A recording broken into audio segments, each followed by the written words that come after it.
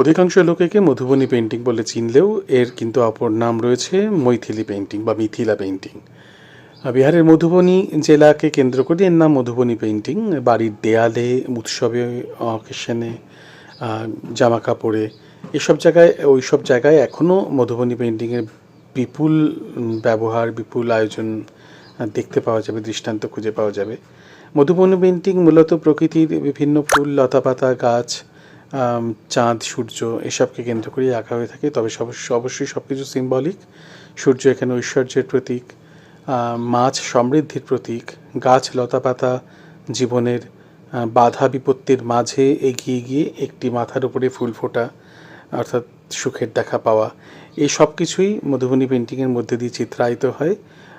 মানুষের পাশাপাশি দেবতা মূলত রাম, সীতা, রাধিকা, শ্রীকৃষ্ণ, গণেশ এদেরও দেখতে পাওয়া যায় মধুবনীতে। মূলত ডাবল লাইনে আঁকা হয়। একটা পাতা যদি আঁকতে হয় তাহলে বাইরে একটা লাইন, ভেতরে আরেকটা লাইন, ডাবল লাইন, আর তার ভেতরে রং দিয়ে বা এমনিতেই তুলি দিয়ে লাইন ড্রয়িং। এই হলো মধুবনীর মেন পেন্টিং। তবে মন কাড়ে এর রঙের বাহার। তবে কখনো কখনো সাদা কালোতেও হয় লাইন ড্রয়িং।